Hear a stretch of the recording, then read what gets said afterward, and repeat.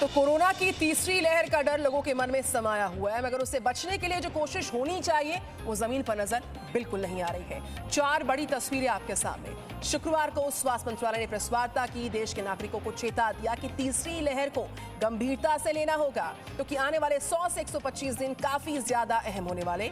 प्रधानमंत्री नरेंद्र मोदी का भी लक्ष्य साफ है, टारगेट साफ है कि तीसरी लहर को रोकने के लिए जो भी जरूरी कदम है उनको उठा लें आप, ताकि तीसरी लहर को रोक सकें।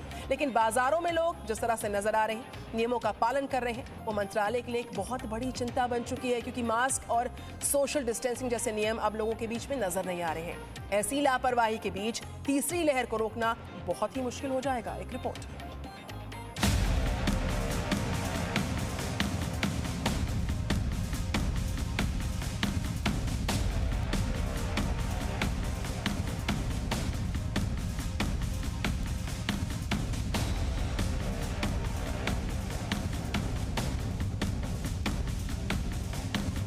कोरोना की तीसरी लहर को रोकने के लक्ष्य को स्वास्थ्य मंत्रालय बेहद गंभीरता से ले रहा है। दूसरी लहर में आई तबाही के बाद ये जरूरी है कि कोरोना की तीसरी लहर के असर को कम से कम किया जाए। मंत्रालय के मुताबिक हमारे देश में आने वाले 100 से 125 दिन बेहद अहम होने वाले हैं। अगर इस बीच हमने सावधानी दिखाई तो तीसरी लहर को रोका जा सकता है। ये अगले 100-125 दिन जो हैं वो बहुत क्रिटिकल है। हमारे को अपने आप को जिम्मेवार तरीके से, तंत्र को भी और जनता को भी, हम सबको भी सतर्क रहना होगा, जिम्मेवारी निभानी होगी। कोरोना के 100 से ज्यादा केस आने वाले अब केवल 73 जिले देश में हैं। सक्रिय मामलों की संख्या भी अब 4,30,422 है। देश का कोरोना रिकवरी रेट अब बढ़कर 97% से ज्यादा हो गया है। 39.4 करोड़ लोगों को कोरोना की वैक्सीन दी जा चुकी है। खैर, सरकार की ओर से ये जरूरी कदम हैं वो उठाए जा रहे हैं, लेकिन देश के लोगों को भी अपनी जिम्मेदारी समझनी होगी, क्योंकि कोरोना की तीसरी लहर को रोकने के लिए जो नियम बने हैं उनका पालन नहीं हो रहा है। कर्फ्यू में ढील दिए जाने के बाद से ही लोग बड़ी संख्या में बाजारों में निकल रहे हैं। पहाड़ों पर भी सैलानियों की भीड़ भी प्रशासन की चिंता बढ़ा रही है। पूरी दुनिया तीसरी लहर की ओर बढ़ रही है। फर्क सिर्फ इतना है कि देशों में संक्रमण दर कहीं तेज है तो कहीं कम, और भारत की जनसंख्या के हिसाब से कोरोना की तीसरी लहर का खतरा काफी बढ़ जाता है। थर्ड वेव के बारे में बार बार जो बात उभरती है वो इसलिए आती है कि हमारी पॉपुलेशन अभी भी वल्नरेबल है। हम हर्ड इम्यूनिटी तक नहीं पहुंचे हैं, इन्फेक्शन के दौर पे भी नहीं पहुंचे हैं, और ना ही हमें इन्फेक्शन के रास्ते से हर्ड इम्यूनिटी लेनी है। वैक्सीन के लिए हम तरक्की कर रहे हैं, लगभग 50% हमारे मोस्ट वल्नरेबल लोग जो हैं 45 के ऊपर वो प्रोटेक्ट हो गए हैं। मोर्टेलिटी का इम्पैक्ट उस पर पड़ेगा ही, कम होगा ही होगा। इसलिए लोगों की जिम्मेदारी भी इस बात को लेकर बढ़ जाती है कि नियमों का पालन पूरी तरह से हो। खुद पीएम मोदी ने यह लक्ष्य निर्धारित किया है कि कोरोना की तीसरी लहर को रोका जाए। टेस्ट, ट्रैक, ट्रीट और टीका को हमारे सामने कहा है कि these are tested and well proven strategies, इनको हमें आगे लेके जाना है। और प्रोएक्टिव मेजर्स की बात करी है कि थर्ड वेव ना आए, थर्ड वेव नहीं आनी है। और यह भी कहा उन्होंने कि कोरोना अभी खत्म नहीं हुआ है। कोरोना की तीसरी लहर पर लगाम लगाने के लिए जनता और सरकार का संयुक्त प्रयास बेहद जरूरी है। सरकार ने जो नियम बनाए हैं उनका पालन ही हमें कोरोना की तीसरी लहर से बचा सकता है। इसलिए जरूरी है कि नियमों का पालन किया जाए, वरना तीसरी लहर को रोकना असंभव होगा। ब्यूरो रिपोर्ट, जी मीडिया। तो आने वाले 100 से 125 दिन बेहद अहम है। स्वास्थ्य मंत्रालय ने 2 टूक चेतावनी दे दी है और अपनी बड़ी चिंता को भी जाहिर एक बार फिर से कर दिया है। इस खबर पर, इस चिंता पर, इस चेतावनी पर करेंगे विस्तार से बात। खास मेहमानों का पैनल जुड़ चुका है मेरे साथ, उनसे आपका परिचय करवाती हूँ। डॉक्टर एन गांगुली हैं, former DG ICMR, very good morning sir. Doctor Rahul Bhargava हैं, आप सीनियर कंसल्टेंट है फोर्टिस अस्पताल गुरुग्राम से, very good morning doctor Bhargava. और साथ ही साथ जी न्यूज संवाददाता पूजा मक्कड़ मेरे साथ जुड़ चुकी है, वेरी गुड मॉर्निंग टू पूजा। पूजा, जिस तरीके से दुनिया तीसरी लहर के शुरुआती फेज में WHO ने ग्लोबल अलर्ट जारी कर दिया है, ग्लोबल चेतावनी जारी कर दिया, स्वास्थ्य मंत्रालय ने भी इस बात का पुरजोर तरीके से जिक्र किया है कि लापरवाही को छोड़िए और पूरी तरह से सावधानी को बरतिए। अगले 125 दिन हमारे लिए, आपके लिए तीसरी लहर के लिहाज से बहुत ज्यादा जरूरी। पूजा। बिल्कुल, देखिए निधि, जो कल जो वार्निंग दी गई है स्वास्थ्य मंत्रालय की तरफ से, साफ तौर पर शब्दों के साथ, डेट लाइन के साथ, टाइम लाइन के साथ ये कहा गया कि 100 से 125 दिन बहुत महत्वपूर्ण है। उसके पीछे की वजह हमें जाननी जरूरी होगी। उसके पीछे की वजह यह है कि पिछले 2 हफ्तों से मामले कम तो हुए, लेकिन 40,000 के आसपास आकर आंकड़ा रुका हुआ है। 5,000 ज्यादा या 5,000 कम, इस तरह से आंकड़ा रुका हुआ है। अगर 2 हफ्तों से ज्यादा ये ट्रेंड है तो उम्मीद की जा रही थी कि मामले 30,000 के नीचे भी आएंगे और हम और बेहतर फिगर देखेंगे, लेकिन वो फिगर अभी तक देखने में नहीं आ रही है। 2 हफ्ते से यही ट्रेंड बना हुआ है कि मामले 40,000 के आसपास आ रहे हैं। दूसरी बात यह है कि जो डेल्टा वेरिएंट है वो लगातार अलग अलग देशों में अपनी जगह बना रहा है, यानी कि उसके फैलाव को देखें तो वो भारत में ही नहीं बाकी जगहों पर भी बढ़ रहा है। 104 से ज्यादा देशों में इस वक्त डेल्टा वेरिएंट है। तीसरी इंपॉर्टेंट बात यह है कि जो लोग वैक्सीनेटेड हैं, जब उन पर स्टडी की गई तो ये देखा गया कि 86% लोगों को फिर से डेल्टा वेरिएंट ने अपना शिकार बनाया। इसका मतलब यह है कि अगर हम डेल्टा वेरिएंट के कॉन्टेक्स्ट में आज की तारीख में लोगों को देखते हैं तो मामला 0 पर है। जो लोग वैक्सीनेटेड हैं वो भी, जिन लोगों को कोरोना हो चुका है वो भी अब बराबर खतरे पर है। यानी कि हम ये कह सकते हैं कि 100% आबादी को लगातार फिर से संक्रमित होने का खतरा है, और इस खतरे को टालने का एक ही तरीका है कि हम सोशल डिस्टेंसिंग अपनाएं और बिना जरूरत की भीड़ ना लगाएं। लोग जिस दिन इस बात को समझ जाएंगे कि अभी मामला वापस 0 पर आ गया है और हम फिर से संक्रमण के खतरे पर हैं, अगले 100 दिन अगर लोगों ने संयम नहीं बरता तो फिर से अस्पताल में मारामारी की स्थिति देखने में आ सकती है। वैक्सीनेशन की रफ्तार भी एक चुनौती है। जब तक लोग तेजी से वैक्सीन नहीं लगाएंगे और सरकार की तरफ से भी तेजी से वैक्सीन उपलब्ध नहीं होगी, तब तक इसे लड़ना और मुश्किल है। बिल्कुल पूजा, मैं तुरंत लौटूंगी आपके पास। आप लगातार बनिए, कई अहम बातों का आप जिक्र कर रही हैं। डॉक्टर राहुल भार्गव, मैं आपके पास आना चाहूंगी। आप सीनियर कंसल्टेंट है फोर्टिस हॉस्पिटल गुरुग्राम से। डॉक्टर साहब, देश में औसतन 40,000 केसेस रिपोर्ट हो रहे हैं। इन आंकड़ों को साझा किया जाता है। टेस्ट की बात करें, ट्रैक की बात करें, ट्रीटमेंट की बात करें, टीके की बात करें, इन सब पर जोर देने के बावजूद भी अगर जनता लापरवाह है तो जनता कोविड केसेस के बीच में अब जो फासला है तीसरी लहर का वो कम ही होगा, सरकार की चेतावनी जारी करने के बाद भी। देखिए, हमको ये बात समझना आवश्यक है कि कोविड कहीं नहीं जा रहा, क्योंकि इस साल और पिछले साल से हम कोविड के नंबर्स ट्रैक कर रहे हैं, तो ये आंकड़ा आता रहेगा। पर इससे ज्यादा जरूरी चीज क्या है? क्या इन आंकड़ों के मुताबिक क्या डेथ रेट बढ़ती जा रही है, क्या हॉस्पिटलाइजेशन बढ़ता जा रहा है? और ये बहुत ही अच्छी खबर है कि जिनको 2 जैब्स लगे हुए हैं उनमें भी डेल्टा वायरस माइल्ड इन्फेक्शन कर रहा है। 2 स्टडीज इंडोनेशिया से और यूके से ये दिखा रही हैं कि वैक्सीन काम कर रही है। तो अपने को ये समझना सबसे ज्यादा आवश्यक है कि ये नंबर थोड़े दिनों में बेमायने हो जाएंगे, क्योंकि ये नंबर्स आते रहेंगे जैसे जैसे वैक्सीनेशन की दर बढ़ती जाएगी। नंबर्स कितने भी हों, आंकड़े कितने भी हों, पर अगर वो मृत्यु में कन्वर्ट नहीं हो रहे, हॉस्पिटल में कन्वर्ट नहीं हो रहे, तो हमें घबराने की आवश्यकता नहीं है, क्योंकि कोरोना हमारे साथ रहेगा। तो अब हमको तीसरी वेव को बचाने का और उससे मृत्यु दर को कम करने का एक ही तरीका है। 2 तरीके हैं। जीनोमिक टेस्टिंग, जो प्रधानमंत्री जी ने नारा दिया है, टेस्टिंग के आगे जीनोमिक टेस्टिंग लगाना है और टीके के आगे 2 टीका लगाना है, क्योंकि डेल्टा वेरिएंट ने बिल्कुल दिखा दिया है कि जिसको 2 टीका लगा है, आपको, मुझको, वो आपको बहुत ज्यादा परेशान नहीं करता और माइल्ड डिजीज करके निकल जाता है। तो नंबर्स में बहुत ज्यादा परेशान नहीं होना, हमको टीकाकरण को बढ़ाना है। हमें मृत्यु दर और हॉस्पिटलाइजेशन रेट की अब बात करनी है 2021 में। बिल्कुल डॉक्टर गांगुली, कोविड कहीं नहीं जा रहा है, इससे हम वाकिफ हैं और इसीलिए सरकार बार बार चेता रही है कि तीसरी लहर की दस्तक से पहले अभी भी वक्त है, आप रुक जाइए। अनिवार्य है जो प्रोटोकॉल उनका पालन कीजिए और कोविड बिहेवियर को अपनाइए। लेकिन इससे इतर अगर हम बात करें बीते 25 दिनों की, तो 3% से कम जो है पॉजिटिविटी रेट रिपोर्ट हुआ। और साथ ही साथ एक और बात कि चूंकि कोविड बना है, बना रहेगा, लिहाजा अगर लंबे वक्त तक स्थिति यही रहती है तो म्यूटेशन बढ़ेगा, उसकी आशंका और बढ़ेगी और एक के बाद एक नए वेरिएंट्स भी लगातार आते रहेंगे, जो कि अपने आप में एक बहुत बड़ी परेशानी का सबब है। लगातार नए वेरिएंट्स सामने आ रहे हैं। जिनको वैक्सीन लग रही है वो भी पॉजिटिव हो रहे हैं, जिनको नहीं लग रही है, जिनको हो चुका है, खतरा सबके लिए सामान है। मैं एक्चुअली अमेरिका की अगर आप स्टडी करें, सबसे बढ़िया उदाहरण वहाँ पर है।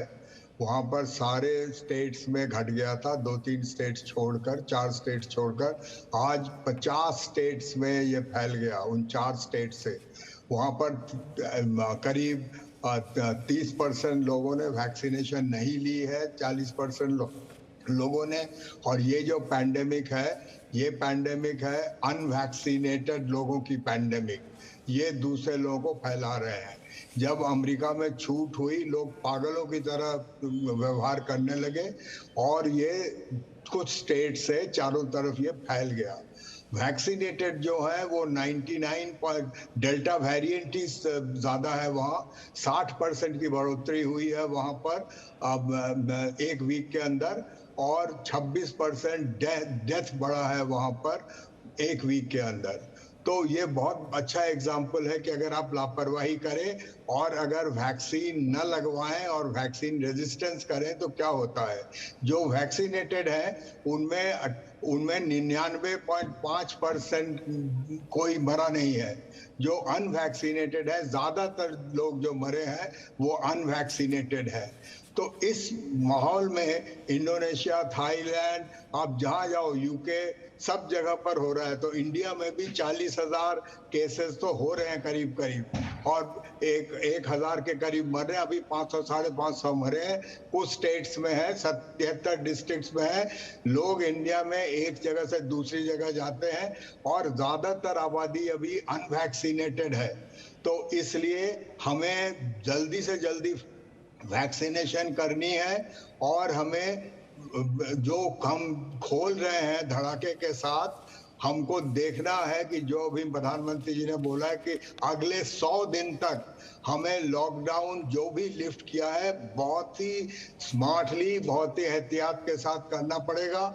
टेस्टिंग बढ़ानी पड़ेगी, सीक्वेंसिंग बढ़ानी पड़ेगी, और जो हमारे गरीब लोग हैं, जो होमलेस हैं, जो डिस्टेंट पॉपुलेशंस हैं, ट्राइबल हैं, जो गांव में रहते हैं, जो मजदूर हैं, जो माइग्रेंट हैं, उनको वैक्सीनेट करना पड़ेगा। वो डिजिटली savvy नहीं है, उनको वैक्सीनेशन में दिक्कत हो रही है। वैक्सीन सप्लाई चेन ठीक करना पड़ेगा, हमें वैक्सीन इन्वेंट्री ठीक करनी पड़ेगी, प्रोक्योरमेंट ठीक करनी पड़ेगी, जिससे कि लोगों को सावधानी। अब अमेरिका में डोर टू डोर वैक्सीनेशन हो रहा है, क्योंकि वहां पर जो रेजिस्टेंस हो रही है वो डर गए हैं। तो हम जहां तक हम हैं, हम ये देखते हैं कि थर्ड वेव दुनिया में तो आ गई है। बिल्कुल। भारत में कब हम इसको स्वीकार करेंगे? हम एक पाउडर केक में बैठे हुए हैं। ये जो नंबर है ये काफी ज्यादा है, और इससे ज्यादा ही है, क्योंकि हम ऑलवेज 10% कम से कम, हम 10% से 20% कम आंकड़े हमारे पास आते हैं। बिल्कुल। तो इसलिए बिल्कुल डॉक्टर गांगुली, आपने कई अहम बातों का जिक्र किया और आपने इंडोनेशिया का जिक्र किया। अगर एशिया की बात करें तो इस वक्त कोविड का एपिसेंटर है। दहशत को बढ़ाने वाले आंकड़े इस खास तौर पर इंडोनेशिया से कोविड केसेस के सामने आ रहे हैं। पूजा मक्कड़ हमारे साथ हैं। आप लगातार पूजा ग्राउंड जीरो से लाइव रिपोर्ट करती हैं, तमाम तस्वीरें दिखाती हैं, अस्पतालों का हाल दिखाती हैं। लेकिन पूजा, टेस्टिंग को बढ़ाना, ट्रैकिंग को बढ़ाना, सीक्वेंसिंग को बढ़ाना, ट्रीटमेंट को बढ़ाना, इन सबसे इतर वैक्सीनेशन सेंटर्स में लोगों का पहुंचना, वैक्सीनेशन को बढ़ावा देना, क्या ये सब काफी है? क्योंकि 100 से 125 दिन का जो अलर्ट है, जो चेतावनी है, WHO ने भी चिंता को जाहिर किया, उन सब के बावजूद अगर जनता नहीं जागेगी, जनता नहीं चेतेगी, तो तीसरी लहर की जो दहशत है और जो फासला है हमारे और उसके बीच में, वो जल्द ही कम हो जाएगा, भले ही सरकार कितने भी इफेक्टिव मेजर्स ले ले। देखिए, जहां तक टेस्टिंग और वैक्सीनेशन की बात है निधि, तो उसके मामले में ये कहूंगी कि थोड़े की जरूरत है। हम जब ग्राउंड में रिपोर्टिंग करने के लिए जाते हैं, कल मैं नोएडा के जिला अस्पताल में गई, कोई दिक्कत नहीं थी, लोग आ रहे थे, आधे घंटे के अंदर अपॉइंटमेंट भी मिल रही थी और 5 मिनट के अंदर वैक्सीन भी लग रही थी। लेकिन दूसरी तरफ लोग लिखते हैं, लोग हमें बताते हैं कि वैक्सीन मिल नहीं रही, हमारा वैक्सीनेशन सेंटर तो बंद हो गया, वहां पर वैक्सीन मौजूद नहीं है, हमें वापस लौटा दिया गया। तो जब हम ग्राउंड रिपोर्ट करने के लिए जाते हैं तो हम देखते हैं कि हो सकता है एक सेंटर में दिक्कत हो, लेकिन बगल वाला सेंटर चल रहा है। दूसरी बात, जहां तक टेस्टिंग की बात है, अभी भी 18 से 20 लाख टेस्ट हो रहे हैं। ये बात सच है कि अब जीनोम सीक्वेंसिंग बढ़ाने की जरूरत है, लेकिन जीनोम सीक्वेंसिंग बढ़ाने से भी होता क्या है, सिर्फ ये पता चलता है कि कौन सा वेरिएंट फैल रहा है। अब भारत को पता है कि डेल्टा वेरिएंट फैल रहा है, फिर आती है बात इसी पर कि उसे रोका कैसे जाए। तो उसे रोकने का तरीका यही है कि एक तरफ तो लोग वैक्सीनेशन तेज करें, बजाय इसके कि घर में बैठकर रोएं और ये कहें कि वैक्सीन नहीं मिल रही है। थोड़ा स्मार्ट एक्ट करें, देखें कि वैक्सीनेशन सेंटर कहां पर उपलब्ध हैं, अगर फ्रीली उपलब्ध हैं या जो लोग अफोर्ड कर सकते हैं वो पेड सेंटर में जाकर लगवा सकते हैं। इतनी ज्यादा मारामारी अभी वैक्सीन की नहीं है जितना कि लोग कई बार हाय तौबा मचा देते हैं। तो जाएं और थोड़ी मेहनत करें तो 2 से 3 दिन की कोशिश में वैक्सीन का अपॉइंटमेंट भी मिल जाता है। लेकिन सबसे बड़ी बात यह है कि भीड़ लगाना, जो लोगों को रोकना है। जैसे डॉक्टर गांगुली ने कहा कि अमेरिका में जब लॉकडाउन खुला तो लोग पागलों की तरह भी कर रहे थे, तो भारत में तो लोग दीवानों की तरह बिहेव कर रहे हैं। सिर्फ मार्केट में शॉपिंग करने के लिए या बाहर जाकर खाने के लिए लोग भीड़ लगा रहे हैं, जिसको अभी टाला जा सकता है। लोग बड़े खतरे से लापरवाह हैं। लोग अभी ये नहीं सोच रहे हैं कि अगले 100 से 125 दिन की वार्निंग क्यों दी जा रही है। वो इसीलिए दी जा रही है कि भारत में अगर वैक्सीन लगने के बाद भी 10% लोगों को भी हॉस्पिटलाइजेशन की जरूरत पड़ जाती है, जो कि कल का डेटा बता रहा है कि 677 लोगों में ये देखा गया कि वैक्सीन लगी हुई थी, उन्हें कोरोना हुआ, उसमें से 9% लोग यानी कि 71 लोगों को हॉस्पिटल जाने की जरूरत पड़ी थी। तो अगर इसको हम बड़े संदर्भ में देखें, ये एक बहुत छोटी स्टडी है, अगर इसे बड़े संदर्भ में देखें और वैक्सीन लगे हुए सिर्फ 10% लोग भी हॉस्पिटल जाते हैं, तो कोई बड़ी बात नहीं है कि हॉस्पिटल में फिर से मारामारी की स्थिति देखने में आए।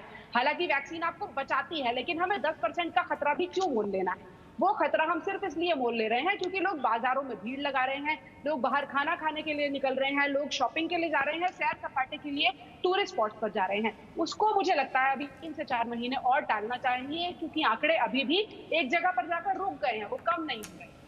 बिल्कुल पूजा, सतर्कता बहुत ज़रूरी है, सजगता बहुत ज़रूरी है और साथ ही साथ जिस तरीके से सावधानी की ज़रूरत है, यही वजह है कि सरकार बार बार सामने आती है, चेताती है और लोगों को आगाह करती, क्योंकि यहाँ पर यहीं पर नहीं रुका है कोविड केसेस। तीसरी लहर की जो दस्तक है उससे पहले संभलने की दरकार है और आने वाले 100 से 125 दिन क्यों बेहद अहम है, क्यों बार बार चेतावनी जारी हो रही है, क्यों लापरवाही बड़ी चिंता का सबब साबित हो सकती है, स्वास्थ्य मंत्रालय ने साफ तौर पर कहा। डॉक्टर भार्गव, मैं समझना चाहूंगी, अस्पतालों के हालात हम देख रहे हैं, बाजारों के हालात हम देख रहे हैं, स्टेशंस का भी हम जिक्र करें, वो तस्वीरें हम साझा करें, लेकिन तीसरी लहर की दस्तक से पहले समझने की जरूरत है। जीनोम सीक्वेंसिंग बढ़ रही है, टेस्टिंग बढ़ रही है, वैक्सीनेशन सेंटर्स पर उस प्रोटोकॉल का पालन हो रहा है, लेकिन उन चीजों का क्या जिनकी अनदेखी से ये खतरा और ज्यादा बढ़ रहा है?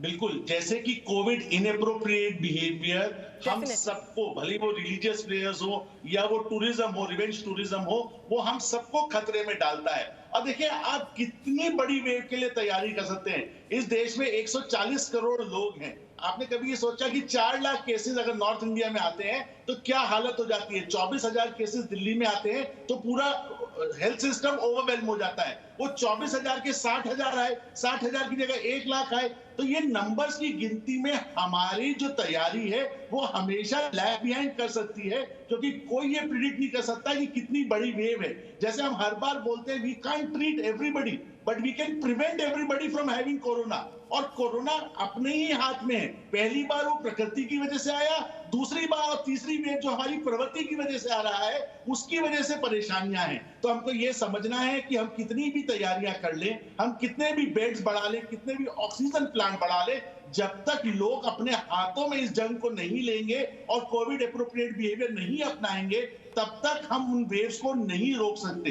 दूसरा इंपॉर्टेंट पॉइंट ये है कि कोरोना की तीसरी, और जब तक वैक्सीनेशन, देखिए अमेरिका ने जब 50% लोग 1 डोज और 22% दूसरी डोज लगा चुके थे, तब उन्होंने मास्क हटाया। कल लॉस एंजलिस में 14 तारीख को वापिस से मास्क लगाने के निर्देश दे दिए गए, तो वापिस में अमेरिका में भी यू टर्न हुआ है, यूके में भी यू टर्न हुआ है। तो एक नंबर्स हैं।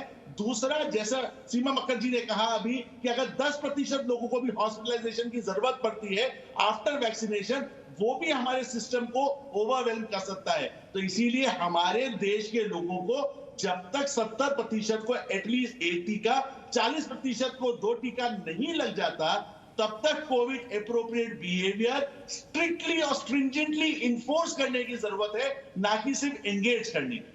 बिल्कुल, कोविड प्रोटोकॉल हो, कोविड एप्रोप्रिएट बिहेवियर हो, इसी के लिए बार बार कहा जा रहा है। डॉक्टर गांगुली, मैं समझना चाहूंगी, ब्रिटेन की हम बात कर लेते हैं। ब्रिटेन में 3rd वेव की दस्तक के साथ अगर 2nd वेव की बात करें तो 59,000 के आसपास केसेस वहां पर आ रहे थे और अब 34,000 केसेस आ रहे हैं। अगर भारत में ये दस्तक होती है, जिसको लेकर चेतावनी हाल ही में जारी की गई है और WHO ने भी साफ तौर का डेटा एनालिसिस के आधार पर कि आप तैयार रहिए, 3rd वेव की ओर पूरी दुनिया बढ़ रही है, तो हमारी तैयारी, हमारा पूरा मैकेनिज्म आप किस तरीके से देखते हैं, समझाइए, क्योंकि हर पहलू पर हम बात कर रहे हैं।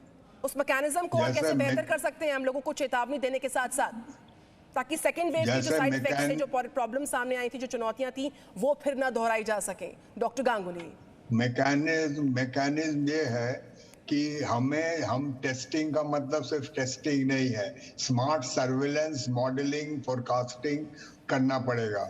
और उसी तरह से जब हम इसमें कहते हैं कि सीक्वेंसिंग है, वो भी स्मार्टली कहनी पड़ेगी, जिससे कि हमें निष्कर्ष मिले। जस्ट ब्लाइंडली 100,000 सैंपल सीक्वेंस कर लिए, इससे कोई मतलब नहीं बनता।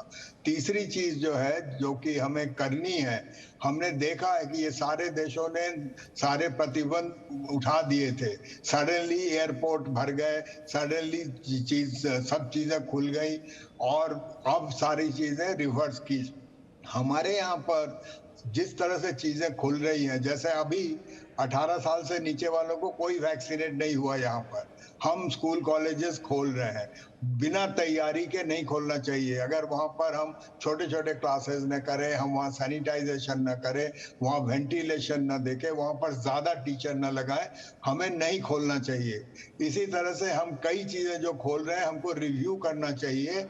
एटलीस्ट जैसे प्रधानमंत्री जी ने कहा कि 100 दिन 150 दिन हमको स्ट्रिक्टली पालन करना चाहिए। जितना खोलने की जरूरत है इकोनॉमी को बर्बाद होने से बचाने के लिए, वहां पर भी एहतियात के तरह से खोला। हमें दूसरे देशों से सीखना चाहिए।